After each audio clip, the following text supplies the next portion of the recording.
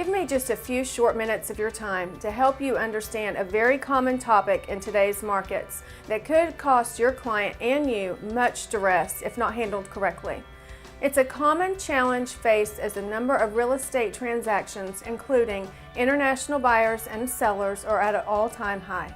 This information is a must-know for any of our real estate industry friends. So pull up a chair and join me for some coffee with Capital.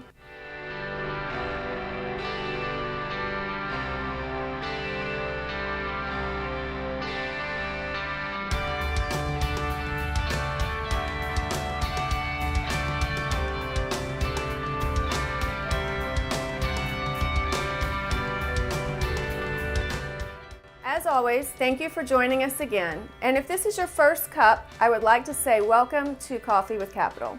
My name is Kelly Yount, and I'm an attorney with Capital Title. And this week's topic is an immensely misunderstood topic. Let's discuss FIRPTA, which stands for Foreign Investment in Real Property Tax Act. FIRPTA was codified by the IRS in 1980. Basically, it creates a withholding tax on the sale of U.S. real property by a foreign person or entity. I know when IRS codes start being discussed, people tend to zone out, but there are some basic things you need to know about FIRPTA in case you run into a foreign seller situation in your practice. Under this act, both the seller and the buyer will be affected, so your clients will appreciate if you can give them a heads up to their involvement before they are notified by the title company and already under contract. If the seller is not a U.S. citizen and they do not have a green card, they might be considered to be a foreign person under this act.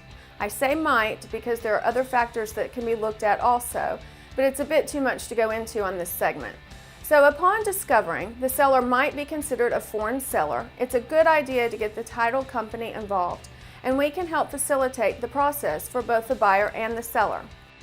Parties may also want to consult with their tax advisors in this situation. If the seller is indeed a foreign seller, then the transferee or the buyer is required to deduct and withhold 15% of the total realized gross sales price.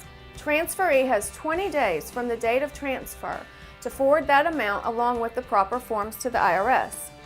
There are some exceptions to this act. If the sale of the property is $300,000 or less and the transferee certifies they are using the property as a residence at least 50% of the time for the first two 12-month periods, then the transferee is not required to make a withholding. Another exception is if the IRS issues a withholding certificate. The IRS may reduce the amount of the withholding or eliminate the withholding altogether.